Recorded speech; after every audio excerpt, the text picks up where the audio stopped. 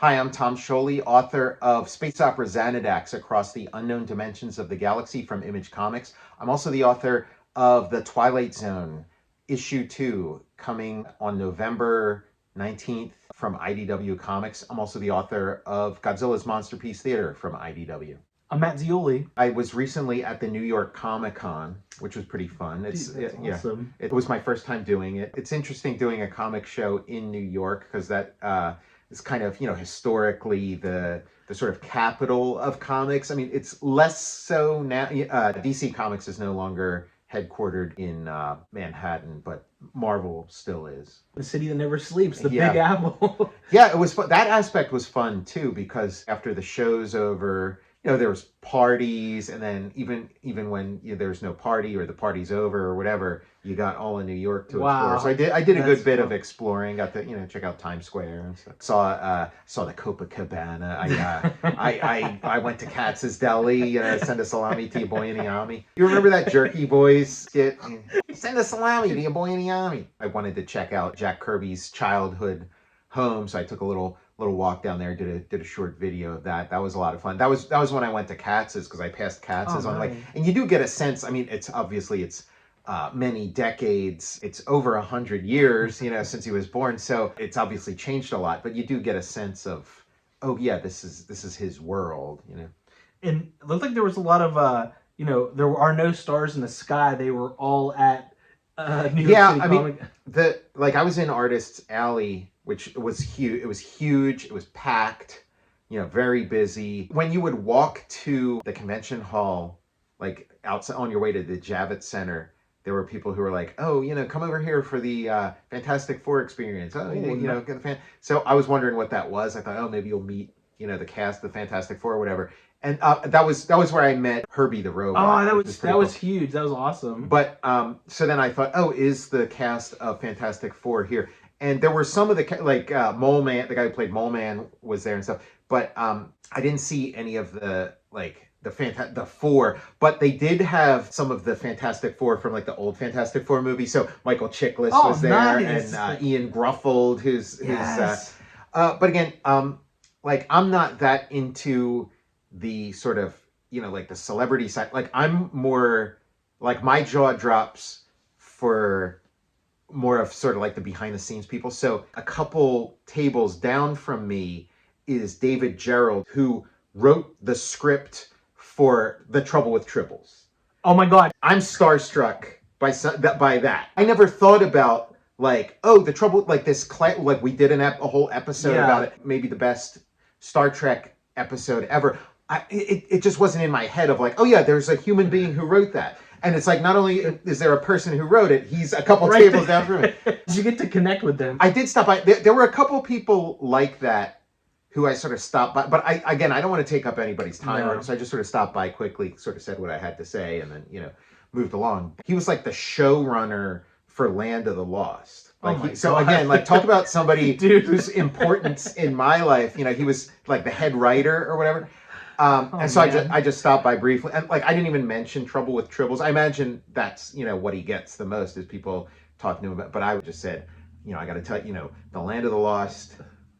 I love the Land of the Lost. It's it's my very favorite TV show. Thank you. And he said, oh yeah, we had so much fun working on that. Man, and I believe it. I believe it. It is. And again, Star Trek is the respected kind of thing, but I put the science fiction of Land of the Lost up against anything. It was rock solid science fiction, so inventive, so sort of new to TV. So that was, so I got to communicate that message. That's great.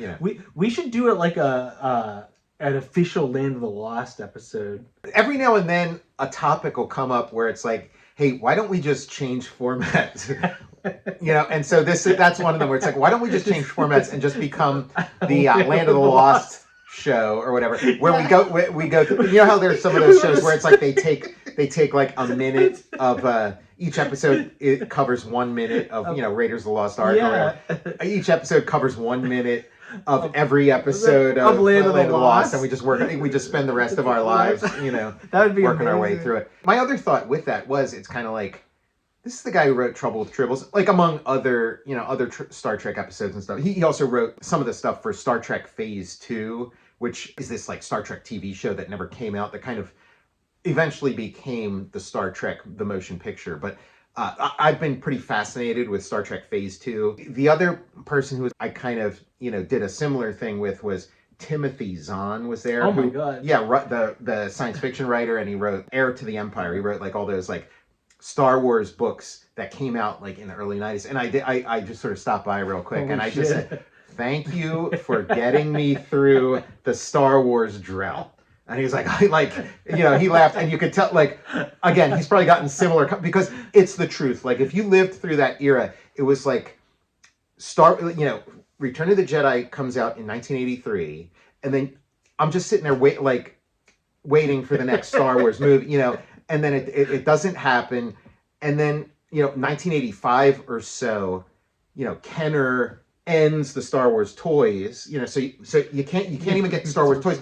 And then 86, Marvel cancels the Star Wars comics. So there's this, it felt like forever. There's this like 4-year, 5-year, whatever it was. There's this like gap of time where there's just no Star Wars. And it's like, it felt like the rug got pulled out from under you. It's like, and then the first like glimmering of, oh wait, there's new Star Wars was, I forget what year, maybe it was like 1991 or something. But it's like all of a sudden I'm in the bookstore, and it's like, wait, there's a new Star Wars book, and it was like, oh, thank God, so it really, it's the truth. There was this Star Wars drought, and then his book was like, oh, it was like water to a dying man. My mom checked it out from the library for me. I was like kind of too little to read it. Yeah, I bought it in hardcover. It was I was like, hardback. this has to happen. But I couldn't believe there was the Star Wars characters and different Star Wars stuff in different positions, like in a picture. Yeah. I was just like, the cover was. I'm like, all right, something new, like and there's anything. There was like a guy on the cover who kind of looked like a muscular Obi-Wan Kenobi. Yeah. And then there's the Grand Admiral Thrawn, who's kind of blue. I guess blue. Timothy Zahn, he's probably having some kind of renaissance, because Thrawn kind of becomes this like major in like the Disney Star Wars shows. Thrawn has kind of become this major character, so he's probably getting some accolades at the moment for that. I remember reading the Star Wars Insider. Oh yeah. In the downtime. It's hard to imagine, because now we live in like a Star Wars deluge, and again, there's a bunch of Star Wars stuff I have not seen yet. I have Disney Plus, and it's all there, but it's just like I'm kind of like, oh, me too. I'm kind of sated. Your young little self would have like the fact that there's a Star Wars property that haven't laid eyes upon. I'd be ashamed of my older self. Yeah, exactly. Because I was. How dare you? Yeah. So those were the two kind of moments like that. But then again, and then also it was just, you got everything, of that New York has to offer, all the great food and stuff. The kind of excitement, but then also it's just, it was a great Comic-Con, it was awesome. Great, meeting, being at my table and, talking to, readers and fans of my work and stuff. Nice experience that way too. I did some signings at the IDW booth, for Godzilla. And then, they lined up a bunch of like interviews and stuff with the media. And one that was kind of a highlight, at the IDW booth, they had like a Godzilla pinball machine set up. So I was interviewed while playing the Godzilla pinball, like we were, playing player 1 and player 2, and that was a lot of fun. I was really getting into the game, so I don't even know like what I said to answer the questions. I was so into the game, but I also got like probably my best score ever. It was probably my best game of pinball I've ever had, just because I was kind of loose as a goose. There's footage of it, and I'm hoping to see this footage at some point. Some proof of this great pinball game that I had. A written transcript of the interview has come out, but I haven't seen like any of the video clips or whatever, so I'd like to see that. That's a fun interview where they that was pinball. Cool. And there was also like an IDW party I went to where it sort of themed around this like IDW Dark line that they're doing, that the Twilight Zone series is part of. So, like every night I'd be kind of like, okay, yeah, I want to try to get pizza tonight. I want to try to get some pizza, but like I'd come out of these parties like full. So I never. But then there was one, like my last night there, I finally got some pizza. And there was this one pizza place I kind of had my eye on that was like a little further down the road, but it looked very authentic. That's what I was looking for, the authentic stuff. It looked really good, but again, I was coming out of a party and it was pretty late, and so I got in there just as they were closing. I'm like, oh yeah, sorry, we're closed. So there was also this like pizza place that was like just right around the corner from where the hotel was. That like I just thought, it was close to the hotel, so I think that counted against it. Maybe it was like a little too easy so I kept passing it up. But then it was still open when I was coming back, and they were pretty close to closing too.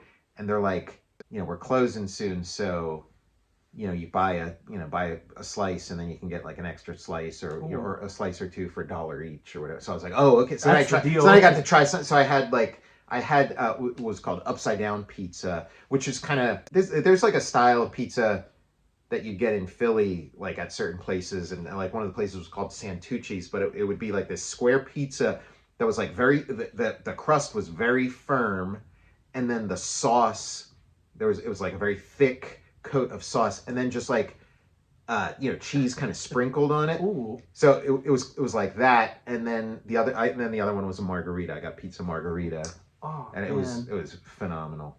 I've been thinking about pizza a lot. The best pizza on earth is in Pittsburgh. I stand by that. I did have some good pizza in New York, but Pittsburgh all the way when it comes. I was there from Thursday to Sunday. Oh, and it was amazing. Like, that's a nice long time. I think if I do it again, I'll show up on Wednesday and then leave Monday. Because Sunday, I had to leave Sunday, so I didn't really have, like, I just was able to sort of pop my head in for a little bit on Sunday before I had to go catch the plane. And, sometimes you go to conventions and Sunday's a little slower, but like Sunday was hopping. It was like, so I was like, next time I'll try to make, slice out that extra bit of time to kind of, be there for the whole thing. But it was really great. I enjoyed it. And sometimes you do a show and it's so busy and there's a million things happening, and then it's only afterwards in retrospect that you find out, like, oh, this person was here. And Frank Miller was there. Wow. Frank Miller, who's like, one of my absolute favorites, comic creators. He was there. I guess this is like something he does every year. He'll show up on Sunday. He has a table, but he only shows up on Sunday, and just for like a little stretch of time, just for like an hour or two or whatever, and that's kind of that's cool, his moment. But I didn't realize that was going on. It sounds like a blast. Oh yeah, I would happily do it again. Again, it was something I kind of almost did. There were a bunch of years where I almost did New York, but like one thing or another would come up, so I did. So I'm glad I finally got to do it. Yeah, we'll have to do a episode on the Warriors. Right. Yeah, I rode the subway. I had my Omni card. Like, I did the subway. It was it was the easiest thing it's super, it's very cheap. Like it costs almost nothing. You can get anywhere you want in the city. It's clean. The people are friendly. It was just great. But anybody I'd talk to who like wasn't a New Yorker, and I'd be like, oh yeah, I took this up. What? Oh no! What? Are you crazy? What are you doing? But it was great. I thought this way. I got hit in the stomach by the baseball fury. Yeah. You have 2 cans of paint. 2 cans of paint and 2 slices of pizza stacked on. When John Travolta did that in Saturday Night Fever, I felt like it was so wasteful, because he had 2 slices of pizza and he stacks them on top of each other and eats them at the same time. Like, to me, it's like that would feel the same as eating 1 slice of pizza. Why not stretch out the experience and like double the length of time enjoying pizza by eating each slice separately? Yeah, it's more enjoyable this way than this right, way. Exactly. Like, I never got that. I've been thinking about that movie because I was checking some clips from Ford Fairlane, and he goes, my hair, when he's falling off. My hair. Now, also in New York, there was always like these places that would have the 99-cent slice, but all the 99-cent slice places